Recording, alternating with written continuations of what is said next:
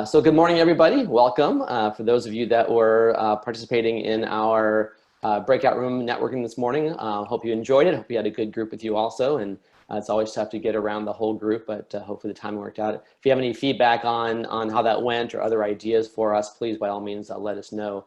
That'd be great. And for those that didn't log on this morning for that, if you want in the future to do it, just log on about 8:10 in the morning, and we send you to a breakout room by 8:15. And then everybody is back by 8:35. So it's a great way to get some early morning networking in before the general session here. So hopefully you enjoyed that.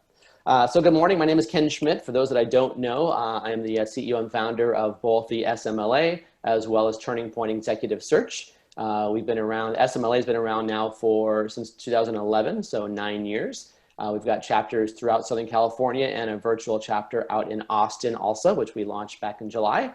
And we'll be expanding that even further as the months go on. And then TurningPoint Executive Search, which is our main business, and we do recruiting on the sales, marketing, operations, and executive leadership side. We are now actually 13 years old. We launched in 2007.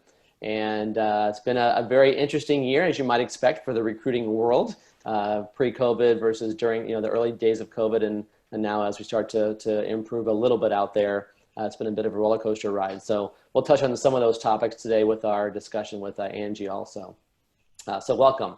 A couple of things I want to kind of touch on. First of all, we do have a member spotlight. One of the things that we do each month is that we choose one member that is going to spend a couple of minutes talking about their business, kind of what they do, but really with the goal of kind of giving everybody else a sense for how they can help you out also in terms of their network, their customer base. There's a lot of very, very broad collective wisdom across the group here in terms of SMLA. So looking forward to hearing that. So I'm going to have Jeremy go ahead and start a quick dialogue here. Jeremy Mendoza is our member spotlight this morning. He's also a new sponsor. He's been part of the group for quite a while, actually, and is now looking at the beginning kind of launch, if you will, of his new company, NXQ. So is Jeremy there, Elaine? I am here. Oh, great. Hey, Jeremy. Great. How you doing? Thanks, Ken. Hello, everybody. It's great to be here this morning. I see a lot of familiar faces. Once again, thanks for the intro, Ken. Jeremy Mendoza, COVID-free since '93. Either everybody's on mute or that just was not a funny joke. But no, so again, Jeremy, I'm with NXQ. It's a software startup. We're looking to release a new platform by the end of October. And what it is it's for business-to-business sales professionals. So this is a great group for this. But it is an exclusive platform between a buyer and a seller. So it's a sales content management and collaboration platform, and all it is really for a buyer and seller to log into a portal and maintain communication effectively and efficiently throughout the entire sales process, specifically for sales processes that take multiple meetings, that are a little bit more complex, and that require multiple decision makers. It just really engages everybody on both sides, both the seller and the buyer, and really just allows everybody to be on the same page as it pertains to each stage of the sales process. So it basically, you can store all communication within this portal, meaning documents, marketing material, videos, things like that, and you post it at the right time, at the right moment throughout that sales process. So with that said, I'd like to invite everybody to a webinar that I'm hosting. I typically do once a month. I have one that I'm hosting, co-hosting, I should say, Wednesday next week. If you're interested, please shoot me an email. I'd be happy to get you registered or send you the link. And Jeremy, are you on LinkedIn under NXQ? Is that your? I am on LinkedIn. I'm still, so since NXQ is really it's still kind of hasn't been officially launched until end of October. I do have a LinkedIn page on LinkedIn for NXQ, but you'll see me as a director of sales for a company called NDS. So I'm also a director of sales for a technology company selling SaaS software to enterprise manufacturing companies, which is one of the ways I came up with this.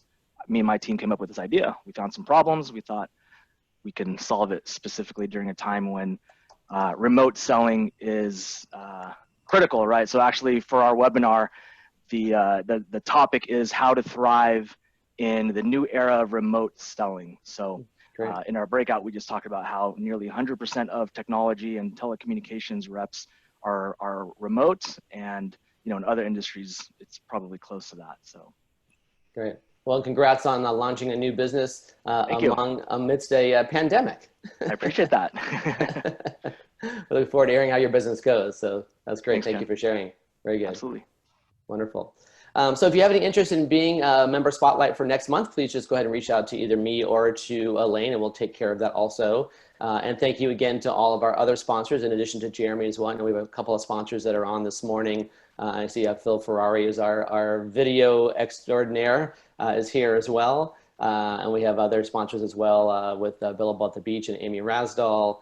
We have the folks over Out and About Communications with Lauren. And we have the folks over, of course, Marsh McLennan. When we're in person, we have them here also. And then we have Ryan with Replica Printing Services. And who am I missing? We're missing, oh, and then we have out in Austin is Dialpad. And then, of course, we also have Brian with Sandler Training. So, and Craig over at FranNet. So it's a good, nice blend of whatever, kind of skill set you're looking for, whatever expertise you're looking for. I guarantee it's either already part of SMLA or it belongs to somebody's network within SMLA. So feel free to reach out for those resources also. Okay, so with that, let's go ahead and jump into our conversation this morning. So Angie Barnes and I we got connected through a mutual colleague up in Orange County. And it's just great, as you know, people, through networking, and you never know who you're going to meet and connect with. But Angie and I had a conversation a couple months ago and really hit it off. And her business is just really fascinating. And she's been in the same company now over at NAVCO for over 14 years, which in any role, but especially sales roles, it can feel like a lifetime. So we're going to talk a little bit about her experience out there, what they do, and then we'll get into the meat of the conversation this morning too. A quick just reminder for everybody, as you all know, if you've been here before, we want this to be a very engaging conversation rather than just a dialogue of Angie and myself. So please ask any questions that you might have in the chat.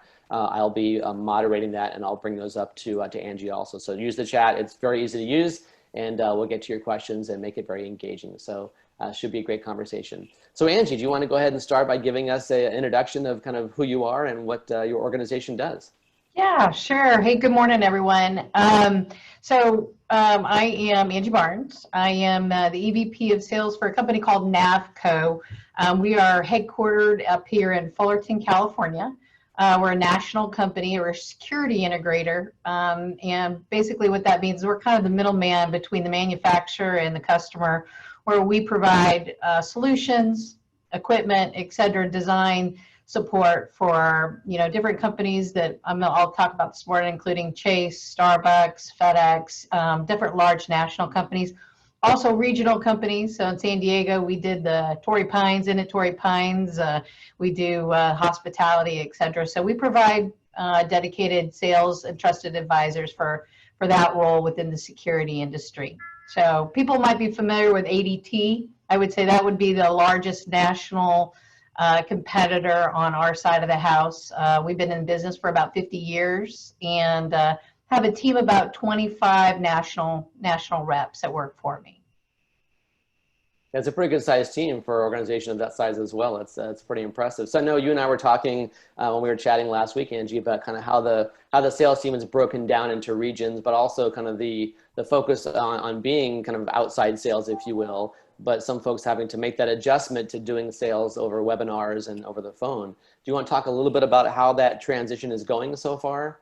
Yeah, sure. So I was telling Ken kind of when COVID hit us back in, I would say that we realized it probably mid-March, is that, I had the mentality with my team is that it was almost like we had to go to war, in the sense that we had to really rethink what we were going to do and how we were going to do it, because we were very heavy in some markets like restaurants and retail, and certain markets that just really were going to just go away for a while, hopefully not away for a long time.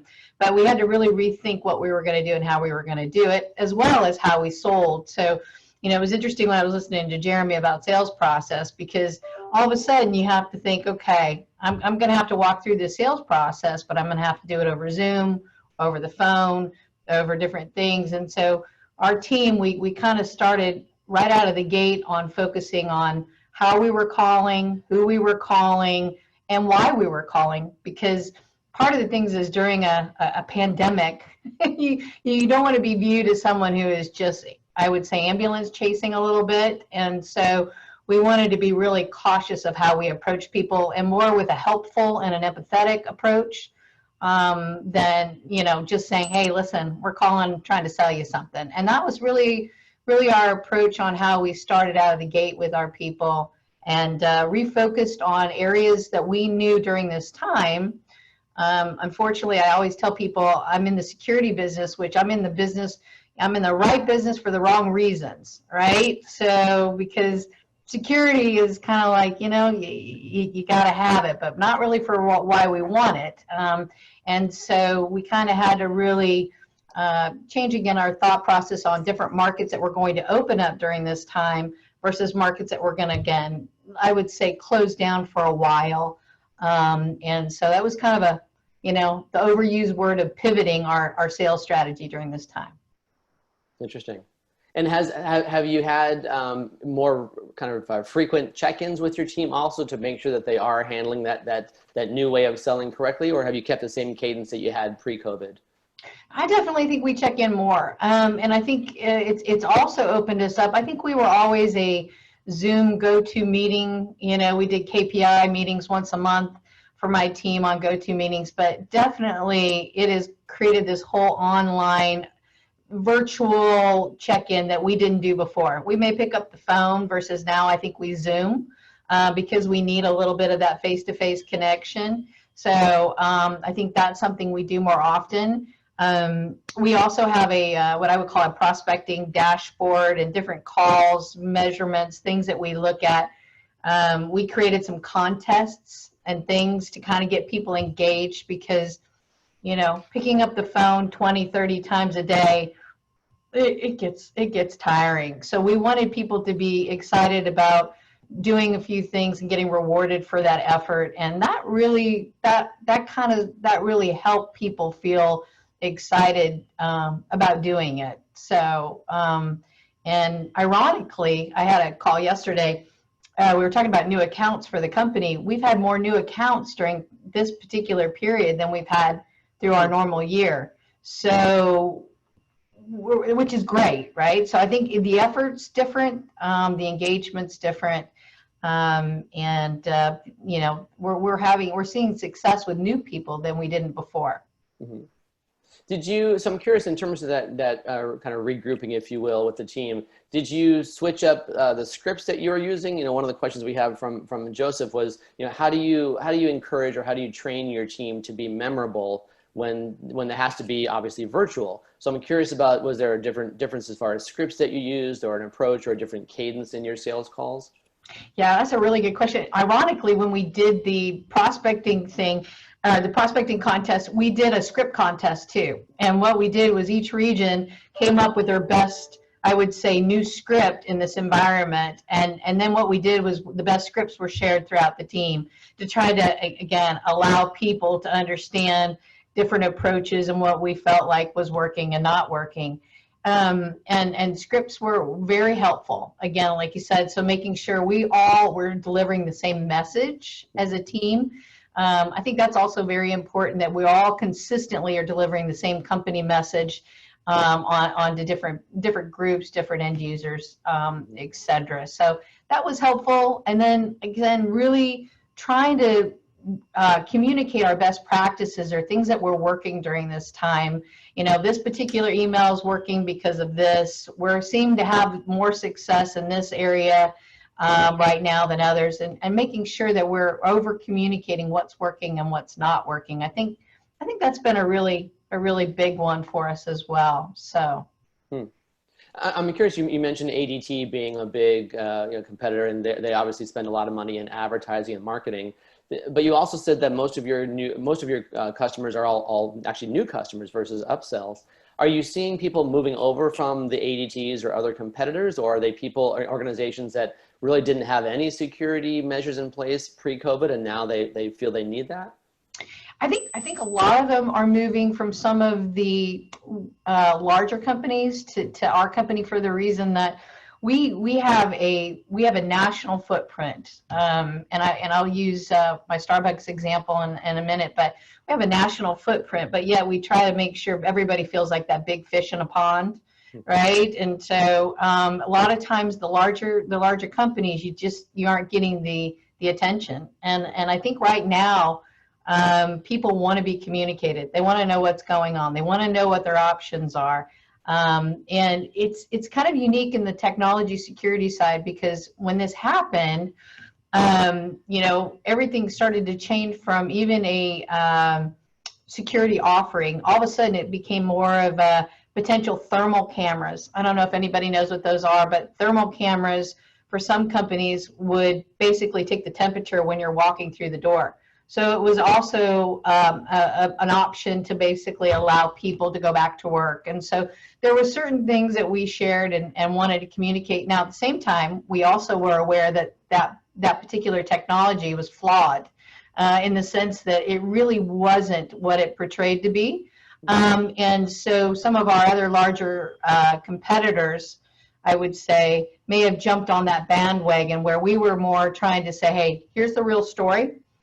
Some work, it's an unproven technology, there's a risk, and here's what it is. Again, the authenticity and truthfulness is what we always preach to our team, in my opinion, is the only way to sell anything. So. Sure. Interesting. Wow. Yeah, I can imagine where you have a new technology that everybody's talking about, where it would seem obvious that, sure, let's take people's temperature using cameras, but as you said, it's not always as accurate as one might think.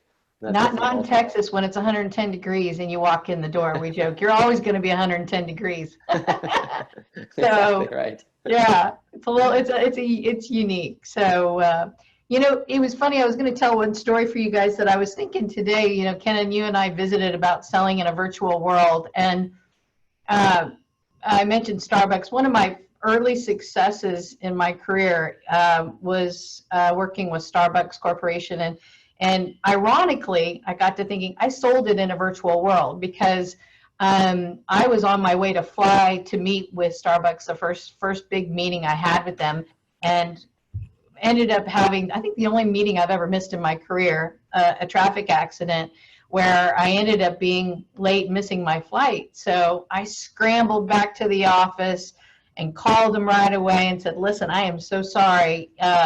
Would you be willing to meet over the phone?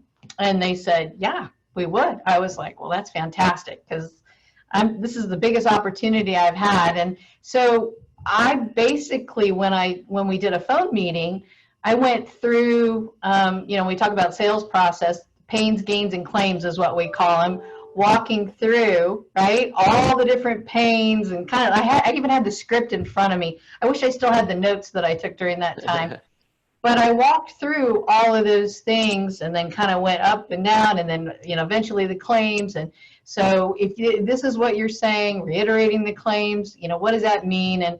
And ultimately uncovered a lot of things about them that I wouldn't have been able to uncover. So it was pretty fantastic that I was able to just do that in a virtual environment where you can't, today, a lot of times, like I said, you expect to go to the meeting, but we ended up closing probably about, again, average of $3 to $4 million a year now with Starbucks. But it started with a virtual meeting, a discussion over the phone, and again, following a sales process that was important. So that's great.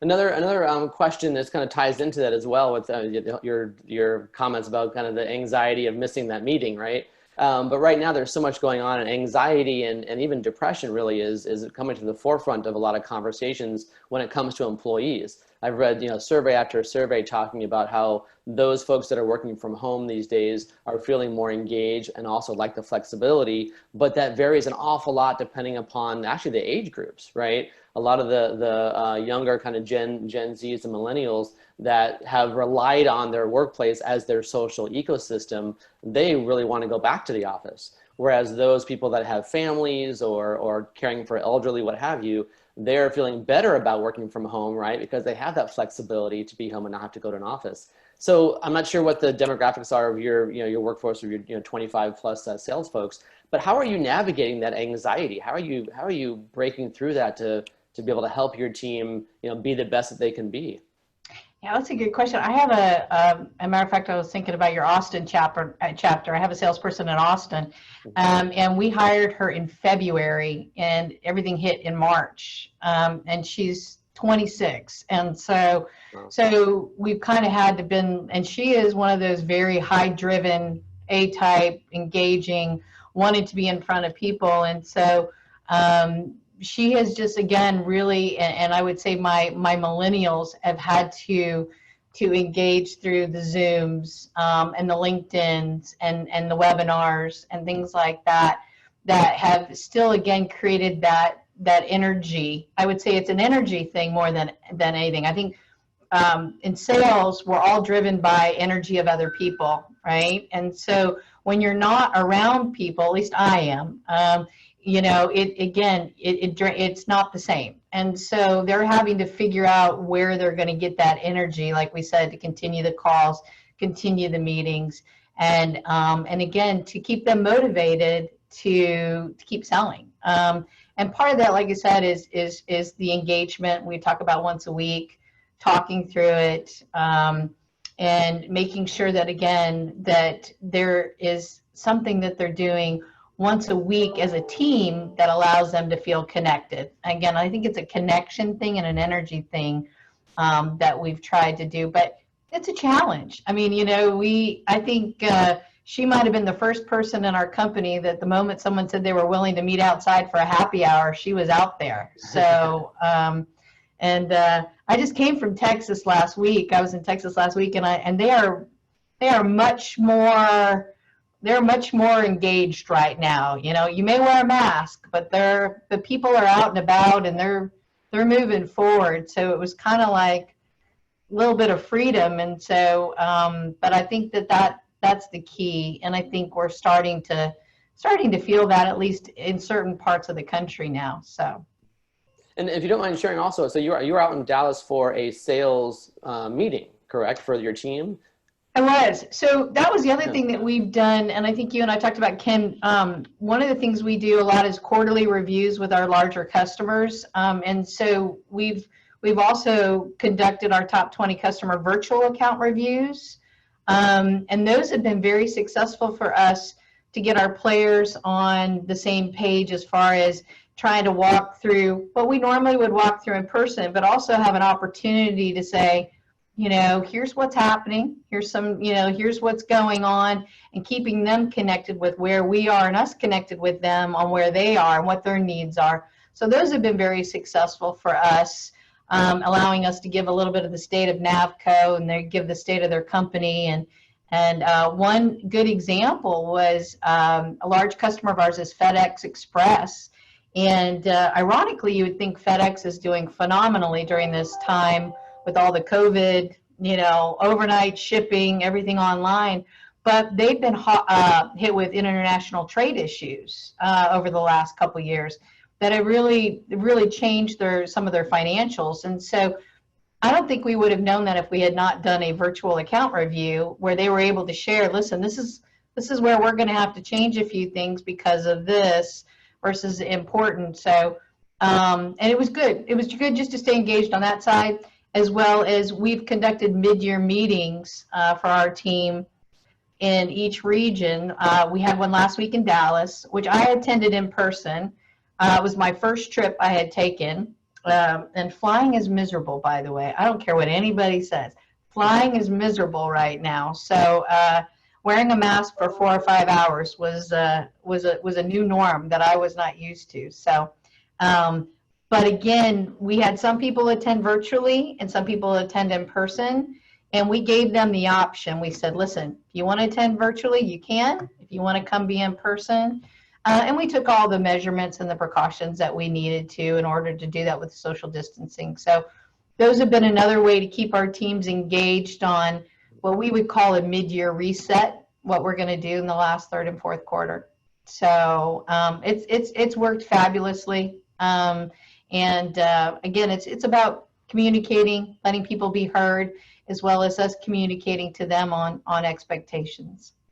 That's great. That's a great example of still having an in-person meeting, but giving people the choice, whatever their comfort level is, or their own personal situation also, but that you were able to make it work. I'm sure it took a little, actually probably a lot of extra orchestrating and management of that event to make it work for folks that were just dialing in versus those that were in person. So that's no easy task. That's great to hear. So I'm curious, when you were at that meeting then, was there much, and this is actually a question from Patrick, one of our attendees today, but was there much discussion around how you build rapport when you're selling virtually? That's one of the things that, we were talking offline before we started this morning, and chatting about, even doing a presentation like this. I'm so used to doing things in person where I have an audience of 50 people, physically in front of me, and you can play off of those cues and body language and that kind of thing. But when you're virtual, it's really hard to do, especially in a selling situation to a brand new prospect. So I'm curious about, was there any training or scripting or things that you did that helped people to understand or to get a grasp on how you build that rapport? Yeah, that's a really good question, because we've dealt with that. Talking about my new salesperson, Austin, she and I were chatting about this the other day, and she was saying, it's so hard to do that when you're used to being in person. We're all relationship people, and that's how we create that relationship out of the gate. But she has done that with a very large potential customer by, again, the cadence, the phone calls, the emails. He was even having a bad week where he ended up saying, I'm just overwhelmed. I can't meet. We're going to have to cancel. Come back the next day. She shipped him an umbrella overnight and said, when it rains, it pours, right? And then and then she sent him a bag of coffee to say, and here's a coffee to get you through it. So we can get creative on that. And by the way, she got the next meeting, of course. And so we still may need to get creative on how we would do things in person, because I would say normally I would do that in person.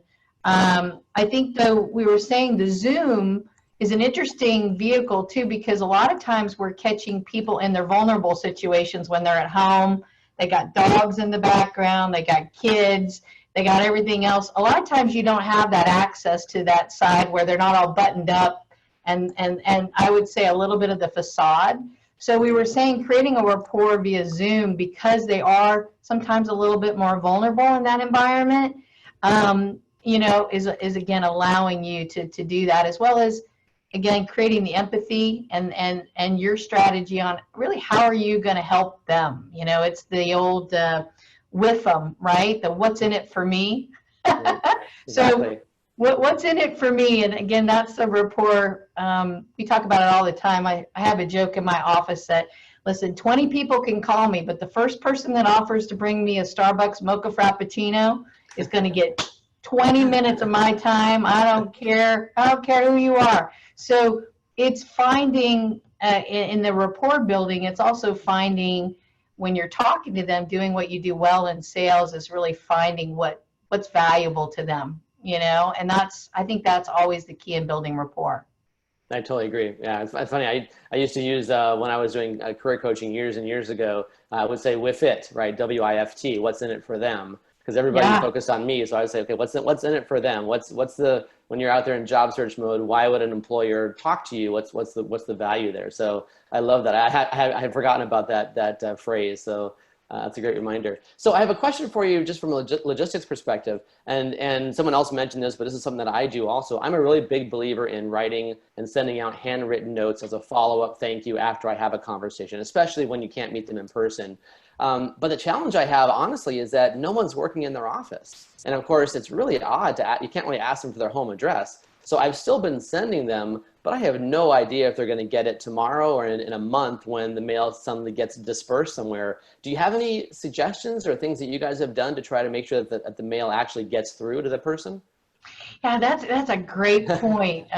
You know, one of the things that we've done, and we did this in the past years ago when we were trying to, I was director of marketing as well for the company. I've worn like 20 different hats here, but it was we would send a shoe, right? And we would put it in a box and we'd wrap it up, and again, all that corny stuff.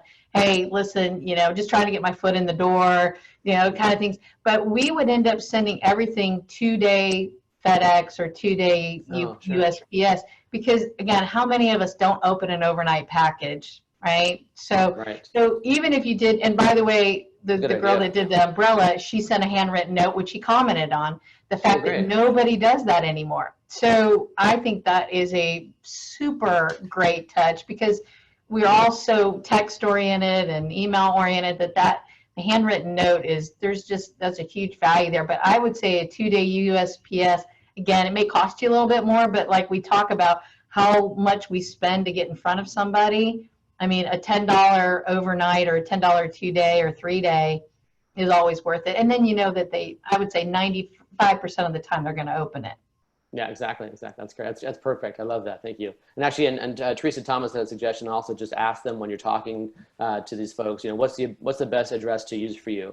And they may actually give you a PO box or something else, but that's a good idea. I hadn't thought about that. So that's perfect. Yeah, thank you. Yeah. Yeah, it is tough. I mean, so many you know, approaches we've all taken for granted over the years in selling, you know, face-to-face has been completely just turned on their head over the last 6 months. And we're all having to kind of relearn, if you will, you know, how to sell effectively and how to go about that. So that's a great recommendation. So I want to switch gears slightly, just because you mentioned a few minutes ago about how you wore the marketing hat also. Talk about, you know, if there's been any kind of a change in terms of the relationship or collaboration between sales and marketing, and whether the marketing messaging that you're putting out there now as an organization has also changed, you know, since COVID hit. Yeah, it's interesting to me because I think we're all LinkedIn people. LinkedIn, you and I talked about this, Ken, has become hugely, I think the value is there. Now it's tripled in value as a communication vehicle for the business world. But one of the things that developed over these times is I think a lot of people that were these virtual happy hours, right? And one of them that I attended and started to attend was with one of the people that run some of the trade shows that we do in the LP industry. And out of it became a group called Talk LP Women. And so it was all security directors and LP directors that were women across the industry. Great group, fun group. Well, out of that developed all these different think tank webinars. We just did a grocery conference, virtual conferences, where we've now sponsored those. And so working with marketing on those and spending money in a different way than we would have normally. You know, we would do so many trade shows a year, but the virtual conferences and the webinars have been, you know, very valuable for us. We get a speaking opportunity. We reach a great audience. We get a list that goes with that. So the other thing is we've put on different webinars with our manufacturers, different promotions with our manufacturers during this time. So like we do a company called DMP that does alarm panels. And we did one 2 weeks ago. The company actually has their own studio in their headquarters. So they do these live webinars, virtual webinars, look like a TV studio. And I was like, but it was great because we were able to reach our largest webinar audience we've ever had through this by pushing that out with marketing and doing, again, promotions. It's that, again, we, you know, as you said, the whiff it or the whiff them, you know, why am I spending 30 minutes of my time? What am I going to learn? What am I going to do? What am I going to get? And so we worked with our manufacturers to do promotions again, and then also sponsoring some of these virtual trade shows. Now you got to be careful. Again, some vehicles are better than others, but there's been a great payoff for us. Is also visibility wise. That's great. And have you, in terms of the, like I've noticed that you mentioned ADT, I've noticed their marketing, but I haven't on CNBC or elsewhere, I haven't noticed any big change there. Do you find yourself and the sales team selling against the competition more than before, or is it really kind of the same type of a messaging? And in terms of how that's aligned with the marketing that's out there also. Yeah, it's a good question. I think we've made a much stronger presence in the social media side than we ever have. We also instituted a bi-monthly blog on our web page that addresses some of those current issues to reach our different prospects and customers. Because again, those questions that you may not be able to answer, we figured we would also write about them and put them on a monthly blog. And we use different people within our company, from our technical guys to our sales guys to our operations. And then we push those out through social media. So the blog's written, and then we push them out through LinkedIn. And that's been really great. The blog itself, on top of that, right on our web page. We also have taken those virtual trade shows and webinars and posted those on our web page as where people can access them at all times. So that's also been another one. I was joking, my son is a senior at Pepperdine, and he's doing a paper on Albertsons grocery stores right now. And I'm like, your mom's been to Boise, Idaho. I'm just telling you, I've been to their headquarters.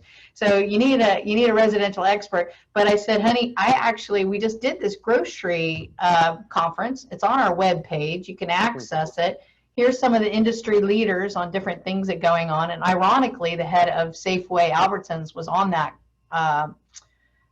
conference. And so I said, so it's different ways to access and get that information. Like we said, that I think is much more available now than it was 6 months ago. I don't think we felt like we had to do that stuff. We felt like, but we're forced to do it now. So it's creating that environment. That's a great point. And it's interesting. I think over the last probably year to 18 months, the kind of the focus, if you will, or importance of video in marketing was already a trend that was in place. I'm sure Phil Ferrari can speak to this also. But it seems like COVID really accelerated that. I mean, COVID really accelerated a lot of trends that were just starting to take off. And even for our firm, same kind of thing, where we've been posting these events also on our website. We actually went through and had each of our team members do a short little video about who they are, kind of what drives them, energy is. I did a short video about my first job and why I'm an entrepreneur. So every little 30, 45-second video snippet really goes a long way. And it's a nice complement to the text-heavy blogs that we also write, which has been very helpful too. So no, I agree. There's ways to engage. And I think people, because everybody's stuck at home and they're in the same physical space, day after day, hour after hour, that having video is a great way to kind of help them kind of get out of that space, at least mentally, if not physically. And so the video connection, I think, has been even stronger over the last 6 months. Yeah, absolutely. And again, so in terms of, go ahead. Uh-oh.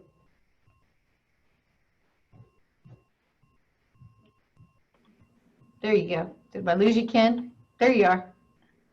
Uh-oh.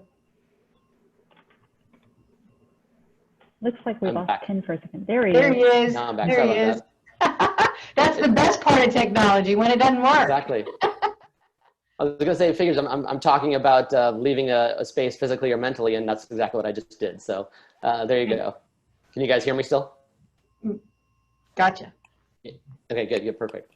So anyway, so I was going to ask the question about, in terms of kind of where things are going from here. Do you, whether it's working from home, whether it's talking to clients virtually, do you see that the way it is right now, is it going to change? Do you think you'll kind of remain with this kind of a virtual format for a while going into the end of the year and first quarter?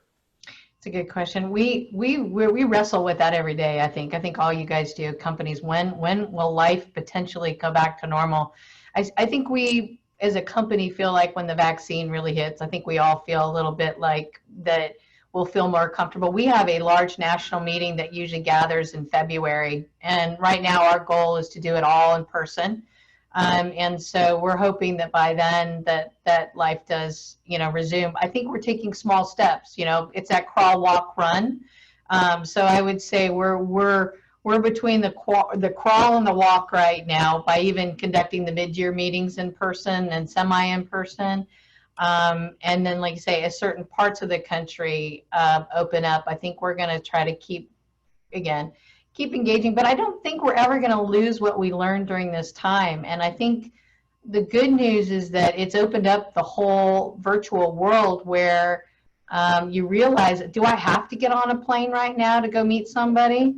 Maybe not, right? Maybe we can do this on a Zoom and effectively do what we needed to do. Again, that will be a personal and a professional decision on what you do. But I think you'll look at that option a lot more than you ever would have. I don't think you would have looked at that 6-9 months. I know I wouldn't have. And so it's always like, I got to get on a plane. I got to be there in person. Now it's going to be like, well, can I still attend if the date doesn't work, but maybe do it virtually? And so some of those things. So I think a lot of the things that we've learned during this time, we're going to keep holding on to and keep utilizing, even as we return to, I would say, our new norm, which is again an overused word, but the new norm to try to, just do what we did before that we know that worked effectively as in sales, et cetera. No, that's good. That's a really good point. Yeah. And I think it's going to be different for every business. Some of the big tech companies are already saying that they're letting their people remain working from home through the middles, or end of summer next year. So we'll see what the demand is. And we, on the recruiting side, we were already seeing that demand for the last couple of years, where more and more candidates, especially on the sales side and sales leadership, were asking and even expecting to be able to work from home at least a couple days a week. If they're going to be traveling or with customers anyway, why force them to come into the office? So that trend was certainly already in place, and it's definitely been, really accelerated since COVID hit. So we'll see how that plays out. In terms of, I have a question around metrics, and this is a combination of my question, but also a question that came from Jeremy also. You talked earlier about, you did a prospecting contest. So I noticed that it was prospecting. It wasn't results in terms of sales contest. So have you changed up the metrics at all in terms of how you're measuring the performance or success of your team, during COVID? And along with that, have you had an increase in the number of touches that are required with prospects before it becomes a sale? Yeah, that's a really good question. It's a really good point, because yes, we did. And we have kind of, I think, have narrowed it down to calls, meetings, and dials, right? So if you're not, calls, meetings, and bookings, in the sense, if you don't have your bookings or your sales numbers, then you better have meetings. And again, those can be virtual, those can be webinars, and if you don't have your meetings, you better have your dials. So we're measuring those three things. So we had a good contingent of salespeople up in the Northeast, New York, Connecticut, New Jersey, Long Island. And, it was hard to say when everything shut down, by the way, what are you doing? And so that was when we did have to say, but you can't make phone calls. And so, and also for my big producers that would do $5 to $6 million a year in the restaurant industry, all of a sudden, by the way, all that's on hold now. They're gone for a few months. What are you going to be doing?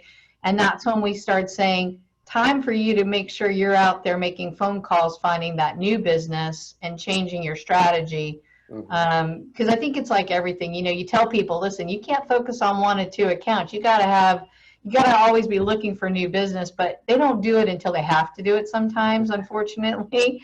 So it was a little bit of a forced exercise for some, but the calling and the metrics, we also do a bi-weekly prospecting call where we measure that dashboard across our newer or underperformers. And we kind of show, it's a little bit of it's comfortable and uncomfortable. So if you've made 3 calls and your guy down the road made 50 calls, it's kind of like, so why did you make 3 calls? Right. And we don't call it out because you don't want to shame people, but at the same time, it's on the dashboard. So it kind of shows, and we talk about, we take that opportunity also on our prospecting call for the first 15 minutes to share our success stories on prospecting. What's worked? What's not working? What is resonating? What products are hitting home? What did you do differently? And that's been really, again, that communicating and sharing on how to do that, as well as coaching on different calls, having our sales manager do some role playing sometimes on different prospecting calls and what works and what doesn't work. So But as far as your question on shifting, again, the bookings versus the meetings versus the calls, I think, again, if you're not doing any of those, you're not where you need to be. If you are making the calls, then we are definitely looking at all the aspects of it. And if you're doing all three, then you're probably hitting it out of the park right now, which is, where we really want you to be. So yeah, sure. And I'm curious, as far as those metrics, whether it's the contest or otherwise, are you kind of differentiating between a phone call and a Zoom call, and is one or the other seen as being more valuable? Yeah, we do the calls, we do emails, and then we were doing Zoom calls or live in-person webinars, manufacturer webinars. So even in our prospecting contest, we gave different point loads to, depending on what they did, giving them a higher points if they were able to get a customer on a manufacturer webinar, knowing that that's ultimately going to lead them to a warmer sale potentially, versus just a call. And then we also rate conversations and meetings and conversion rates on those. So the other thing we're always looking for is how many calls, but are they converting those to anything, Right. The other thing that we've done during this time, ironically, when Jeremy was talking about the sales process, we've changed our sales process. We've made it a much simpler sales process to follow. We use Salesforce.com. And in Salesforce.com, we have different stages of the sale. And during that, we've changed the stages to make them much cleaner and more simple, from discovery to solution design to contracting. Now within those, there's 2 or 3 steps, but very, very clear and simple, and not overthinking it also to make it cleaner. And that's something that also probably came out of the virtual world, is making sure that sales process is tight, so they're not chasing 20 different things that, like we said, maybe aren't even possible. Interesting. That's interesting. And so it sounds like that's a bit of a shift from what you had before. So that kind of simplification is kind of a silver lining or positive result of COVID, because you probably wouldn't have made that change or even kind of audited that process, if it wasn't for COVID, it sounds like. Yeah, I think process, and I I was always the salesperson that was, we used to joke, if you don't want to ad lib, you ad lose, right? That's one of my coaches has always told me that too. I'm sure you've said that, Ken. So the wing it, I'm so good. I can go in there and I can just, but what you realize is the process is there for you to follow. And if you follow it effectively, it works. And so during this time, we really made sure to tighten our processes, that they're very clear and simple and easy. And again, they're effective. And so I think that's also been a big win for us. I'm curious, though, to that point, are there any surprises? Are there some of your AEs or even area managers that are doing better now than they did pre-COVID that kind of surprised you?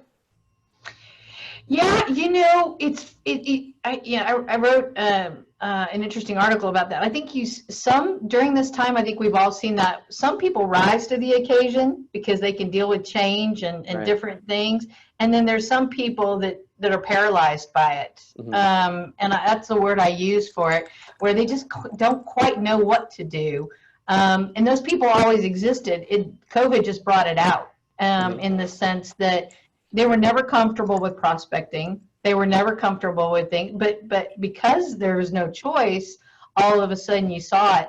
Then again, the people that have really embraced it, like we said, the technology and the calling and found that almost like a challenge, have risen to the occasion. Our sales have actually been consistent and strong through this.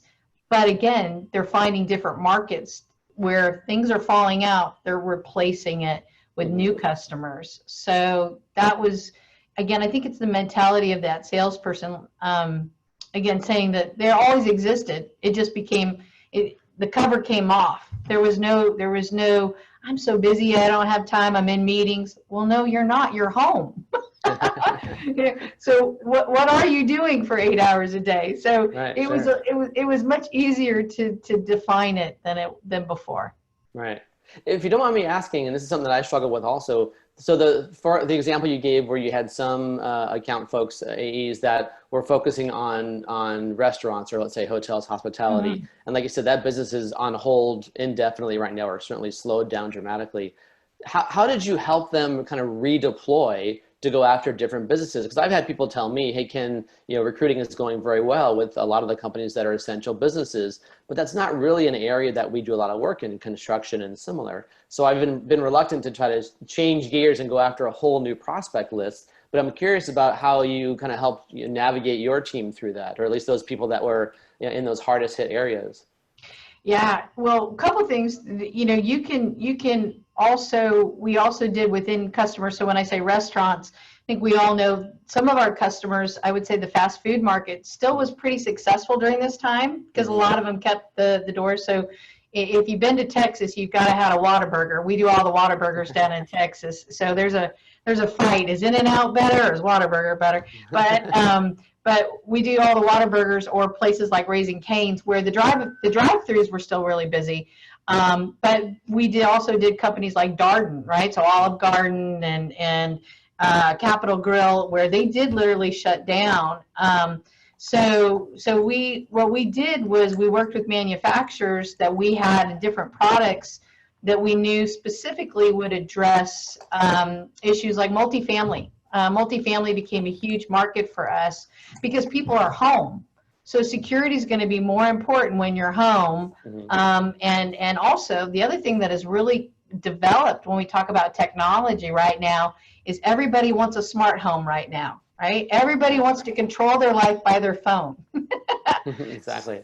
So that market was something our manufacturers were already in, but we were kind of like, well, that's a good thing, but we're not really there. Well, now we've embraced it saying, oh, that is something we can add on to our customers. But yes, being home and so many people being home realized I want the ability to do things remotely and utilize my phone and stuff. So we've kind of directed them through manufacturers and also saying what's working right now, what's resonating on selling, who are you selling to that we're not aware of, and like you say, going after those essential businesses, logistics, Amazon, Lordy. We just, Amazon is 40 different companies. We do work for the Whole Foods division. Grocery has exploded. That was another market that we were doing a little bit in, but all of a sudden now we're doing a lot more in because of the marketplace. So it's just, again, it's just being smart enough to figure out strategically with our partners where we needed to move. Sort of let you know that you started a huge discussion now in the chat about Whataburgers. So everybody's very excited to hear about that, myself included. Yeah, no, again, it's I love it. The Texas folks, that's a big joke that we like about the Whataburgers, and they're a great company. They're a great company to work with. I always, even years ago when we started working with Starbucks, we had the discussion internally, were they too big for NAVCO? It's always that question. Yeah. Are they too big for us? Are they just too big? And also meaning that a lot of times we look at companies at large that they're going to want the very lowest price, scrape it to the bottom. And ironically, over the years, we've found that they are some of the best companies to work with and value vendor partners and loyalty. And it's been a great relationship. So the other thing is, when we're chasing larger customers, to understand that don't shy away from those guys, because everybody has a need. Most people are always shocked when the size of our company is the amount of work we do for Starbucks, because they think they're almost too big. So. Yeah, exactly. Right. So I'm curious about, and this actually ties into some other questions too, but again, back to kind of the question around looking forward. So when you're looking at, how are you doing your projections, right? Are you basing, Q4 and I guess even Q1 in 2021 on the full year numbers? You said that you guys have stayed pretty consistent. You really are still working, to budget and to forecast. But what are you expecting for next year? And then I'm curious about, kind of tied into that, are there any new customers that a year ago wouldn't have been in your projections, but here we are now a year later, and now they're definitely part of your projections, for 2021? Oh yeah, like and you know, going back just a second, and it's a good question because I don't know about from a sales perspective. Every year, what we do, our company incents our team on growth bonuses, and meaning they have to hit a certain amount above what they did the year before, and that growth bonus was based on what they sold the year before. Mm-hmm. So it's been a discussion point within our company. Is all of a sudden you had done $1 million with the Schmitt group, luxury brand company, but this year, you know, the Schmitt, they're closed right now. So Right. how do I growth bonus based on something that they didn't have control over? So we've struggled with that. And I think right now the thing that we're still expecting is, even though they didn't grow, we still want you to grow their business. So the one that you were saying looking forward, multifamily for us is a big growth. Grocery is a big growth. Logistics companies are a growth. Again, remember getting to and from places right now. Right. Even with FedEx Express, we were saying they went from 52 projects in a year to 4. Wow. So, which is a big swing. But but you know what? FedEx Freight opened up. So again, that's the other thing that a lot of times within even though one division of a company has slowed down, sometimes the other parts of the divisions of the companies are changing. And so a company we do work with up in Ohio called Big Lots, you know, they were really struggling. They were a struggling company until COVID, and all of a sudden, you know, with everything of COVID, they've been on fire. So that's a company that we would have projected a very low number for this year that now is probably tripled or quadrupled based on the need.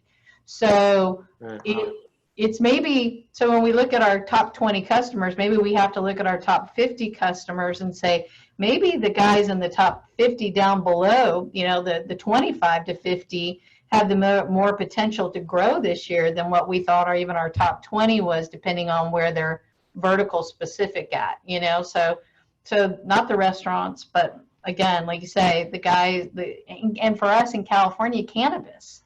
You know, we do cannabis, which, you know, good news, bad news, we all know it's growing. And so during this time, the cannabis business has thrived a little bit. So all of a sudden, you know, you've got markets like that were smaller, but have now again exploded. So going forward, we're going to probably relook at those verticals.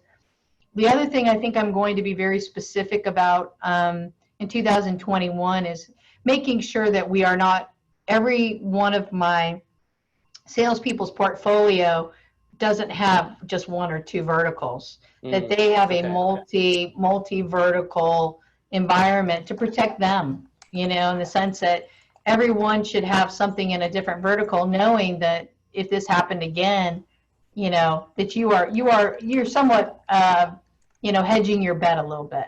Exactly. That's a really good point. Yeah, definitely. Well, and like you said before, you never know. The big companies, you kind of, like you said a minute ago, sometimes the big companies are off the radar screen because you're worried they're going to expect very, very low fees and they're going to expect, you know, the world from you. But the flip side is that A, it could be a very good relationship, and B, other divisions within that large company could be thriving while others maybe are struggling. So it's a nice way to kind of balance that out. A question came, actually a really good and interesting question came also about kind of the HR aspect. So the question is specifically around, are you telling your people in the field to take breaks while they're in their home offices? And I know you and I, Angie, talked about this a little bit offline also last week, but you know, getting HR involved these days with some of these things that are happening with our teams that are working from home, taking breaks, not working too long, not working on weekends, not expecting to respond to emails at midnight because people are working from home, whatever time that might be. There's a lot of those other issues that weren't really issues, you know, pre-COVID. How are you managing through that? Are you seeing that as an issue right now? Yeah, you know, we're on a sales side, no. I mean, you know, again, I'd like to think that my sales guys are working 90 hours a week. I'm joking. But in general, our customers, HR, I think you and I talked about that, Ken, are getting much more involved. We do in San Antonio. Anybody been to San Antonio, Texas? We do the San Antonio Spurs, which we hope at someday they'll go back to the stadium. But we had to get HR involved on visitor management systems and things that we typically wouldn't have got them involved. Security, used to be dealing with the security forefront. So we had to get HR involved because there's new COVID related questions on visitor management systems and things like that. So we're, from a target standpoint, ironically, even with FedEx, we were talking about a certain product and they're like, oh, that's in my safety division. That's not in my security division. So again, it's also during this time is making sure who you're calling may be totally different because their needs are now at a higher priority than the needs of your typical user.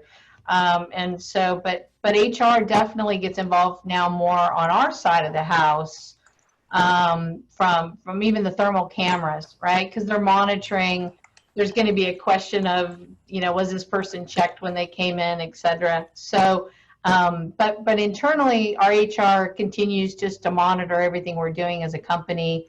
Our remote employees have a software loaded onto their systems that show their workflow and what they're doing when they kind of log in and log out, to try to monitor that, like we talked about, to make sure we're doing the right thing by them, especially because we've pushed hourly employees remote. That's been a whole new environment for us. And again, I think that's something that is unusual. So when you put the hourlies remote, making sure that things are getting done ultimately. So right, exactly. No, I totally agree. So in the last couple of minutes here, and we have a pretty broad cross section of folks that are here today. Some folks are running sales and marketing teams, and others are consultants or outsourced sales and marketing leaders. So this is relevant for their clients also. Given the career you've had and kind of the work you've done out there, heading up sales across the country, recommendations for us about how we can kind of continue to engage our teams, make sure that we're checking in on them, to be sure that they are being not only productive, but also that they still are caring about their job since they are more isolated. Any kind of parting words in that regard? Yeah, I think the things we always talk about, and I think you mentioned it, Ken, is measure. I think you've got to measure and make sure you've got specific goals. And again, those goals don't have to be the same as we know for each individual. So as long as they're hitting those goals, like we talked about on the calls, if I know I've got a guy, that's managing a huge book of business, I may not tell him to make 100 calls a week. I may tell him you need to make 20 calls a week. Our KPIs, again, we do a monthly KPI call, which is, again, even during this time, those KPIs may be adjusted, but it's important to be looking at those KPIs because we still want people to hit a measurement and hit an area that we've expected them to. And if they're not, make sure we're understanding and coaching them why. Why aren't you hitting this? Again, a fabulous thing that has really turned our new sales around, and again, it sounds very simple, is my weekly and bi-weekly prospecting calls. We did it for new sales, and then we did it for underperformers. So we have people, anybody under $2 million, we would say, you need to attend this. Once you hit that number, you don't have to attend this call. Wow. But what we found is our overperformers wanted to attend it because they wanted to hear what was going on. So it's become the club now, but great information. Share your successes, making sure that's how people are really going to stay motivated, is share what's working, share what's happening, and we have a guy that is our fabulous, he does these great email campaigns with Microsoft, with Outlook. And we have all these Pardots and planned email campaigns. He goes on Microsoft and makes his own email campaigns, but he's really good at it. So when something works for him, we share that with the team to say, hey, this is really working for him. Here's what's working. So again, those calls give us an opportunity to share that. And we keep those calls to about 30 minutes. So it's not a real long call. And we do a success stories. We do a review of the prospecting dashboard that we create for them. And then a lot of times we have one coaching or sales tip that we go over, maybe pains, gains, and claims. It may be a quick role play. And then we also do a marketing update, what we're doing in marketing to support them. And then at the end, we do sales goals. What's your goals? What are you trying to hit? What are you trying to do this week? What are you trying to do this month? So we usually have a topic of five things that we go over. And that it's a great way to stay engaged, and we do it by Zoom. We do it with the face, and that would be something, like I said, that I think has been extremely helpful as a good tip to keep people engaged. So KPIs, dashboards, and again, staying connected weekly, via a prospecting meeting or some other venue that you decide that's important. Great, thank you. Well, and I really appreciate you sharing some real kind of frontline tactics about what you're doing with your team, how it's working for them.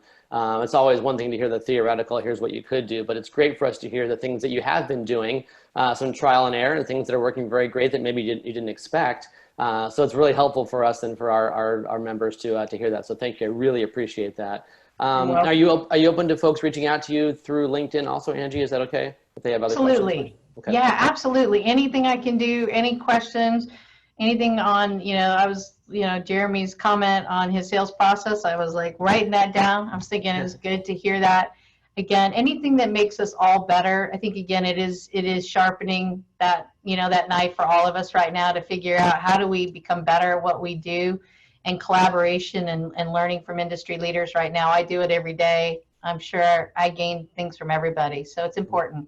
That's great. Thank you. I really appreciate that. That's wonderful. All right, good. So we'll see you all again at the end of the month on the, I believe it's the 30th, if I'm not mistaken. We have a regional sales director from DoorDash actually out in Austin. That'll be our speaker. So it should be a lot of great conversation around DoorDash. My son's a Dasher himself, so it's great to have that dialogue coming up. And then just as a quick FYI, we just confirmed our speakers for the 9th of October also. There are two partners of mine that run the Canadian office up in Montreal and Toronto. They also own an executive search firm, but they do a lot of cross-border work. So we're going to talk a lot about what's happening up there with COVID and how it's affected their cross-border hiring, but also their businesses also. So that should be a lot of interesting conversation in October. You'll get an email shortly from Elaine about our success trio, so don't forget to respond to that. And once again, thanks to all of our sponsors, including Jeremy. Thanks for your support and continued involvement here. So have a great rest of your week, everybody, and stay safe, stay healthy. Thanks. Bye-bye. Bye, everybody.